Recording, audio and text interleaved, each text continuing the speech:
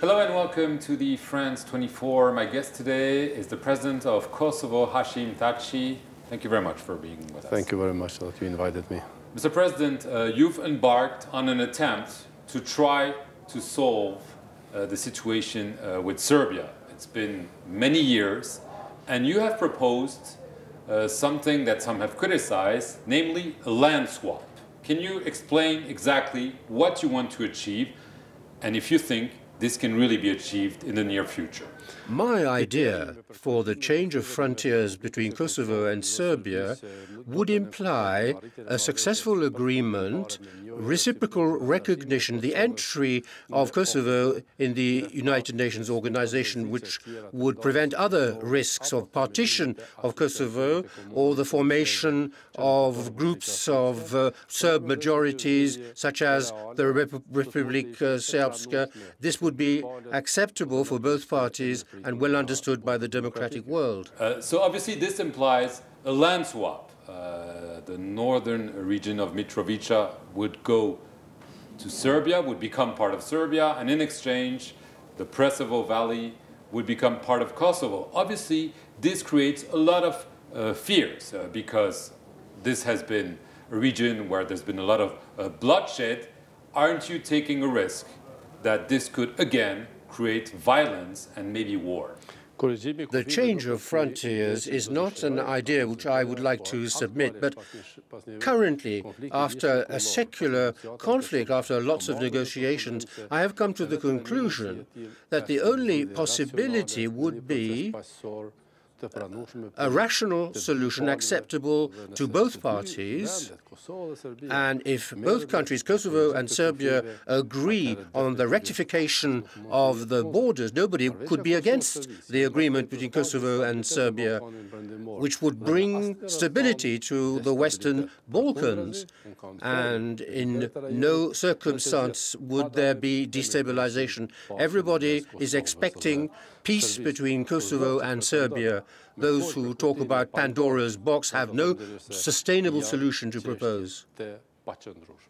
In fact, the Pandora's box is open. Kosovo and Serbia, even here in Yerevan, in Armenia, we are putting spokes in our wheels here in the Francophone conference. Why don't we make things easier? I understand the skeptics. I can understand the critics. What is their idea which could lead us to find a compromise between Serbia and Kosovo? Without such an agreement, Kosovo and Serbia, both countries, would have a blocked future, and I don't want that to happen to our peoples. So you've interacted with the Serbian President Aleksandar Vucic. Are you going to meet him again? We know they've been back and forth. Some meetings didn't happen. Are you optimistic that, number one, you will meet him soon? And second question, what's the time frame for such an agreement? You cannot discuss forever. There's a window of opportunity. It's not going to last forever, I assume. I am fully aware of the fact that the success of this agreement, it will be very difficult. It's a conflict which has lasted for over a century between the Albanians and the Serbs, with vengeance and ethnic purification of Albanians by the Serbs. I'm aware of the fact that there are obstacles, but I would like to hope, I want to hope, and I believe that this just solution will lead to the end, the definitive end of the conflict between Kosovo and Serbia. And I hope that Mrs. Mogherini will continue to conduct this process in a new spirit, in a more active dynamic, with meetings, with the next meetings in Brussels and in the months to come. It will put an end, and with reciprocal recognition. This is very important. It's important that the international community should speak with one voice. It's very important today that the USA and the European Union should be united. It's also important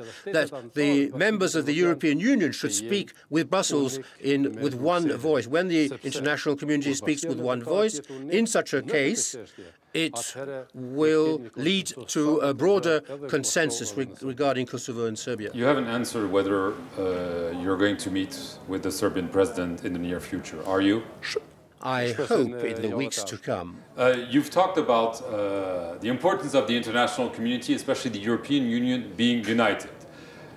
You were lent some support by the US National Security Advisor John Bolton, who said he supported this idea. But obviously inside the European Union, the French are in support, let's say broadly, but Germany has clearly said that redrawing the border, especially along ethnic lines, was a very bad precedent for Europe, because this could mean other regions, other areas could ask for the same, and so this is dangerous. Kosovo is a real precedent, but a positive one. And even in the framework of the bombings by NATO, humanitarian interventions in 1999, even in the framework of the proclamation of independence in 2008, it could happen, it could create another positive precedent for the success of an agreement between Serbia and Kosovo. I guarantee to the international community that this agreement, which will recognize reciprocally both countries, a reciprocal recognition, will have no negative impact on the Western Balkans, but will only open up a certain prospects of stability, durability, and economic development and integration into Europe. I ask the skeptics, what do they think about the future, European future of Kosovo and Europe and Serbia without reciprocal recognition and good neighborly relations? The EU we're working on reforming ourselves and modernizing ourselves, and in order to open up the Western Balkans. But we don't want to take the conflicts of the past. In the Balkans, we must solve our own problems ourselves. We are looking to find peace. You can't compare both Kosovo to Bosnia-Herzegovina or Abkhazia or Ossetia.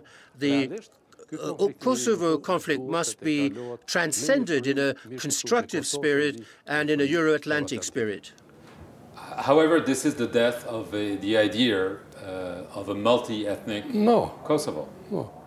Kosovo will be multi-ethnic. There won't be any borders based on ethnic differences. We will preserve a multi-ethnic spirit on the basis of the Ahtisaari Agreement.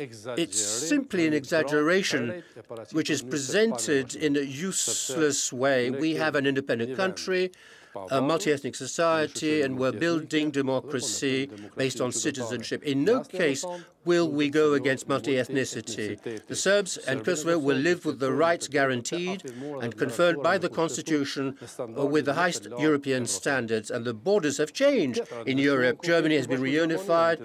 It has brought stability in Europe. Slovakia and the Czech Republic have made peace, and Holland and Belgium as well. Now the Croats are talking to the Slovenes. Why should Kosovo-Serbia be a negative precedent? It's the most complicated problem in Europe. However, there is opposition inside Kosovo. To name just one person, the Prime Minister has basically said very clearly that this will lead to war and that your idea is dead, that this is not going to happen. What is your reaction? The Prime Minister entirely supports the dialogue and negotiation with Serbia. I'm very grateful after this that the Commission of Foreign Affairs of the European Parliament has included in its recommendation the possibility of obtaining an agreement through the change of frontiers. I met President Macron today, and we discussed openly and friendly way, and he underscored the need for a successful agreement between the Kosovo and Serbia without excluding the possibility of changing the borders. And today I can underline the fact that Washington, Brussels, and the most important capitals in the world, there's a consensus when this agreement is reached, including the change of borders. Nobody will be against this.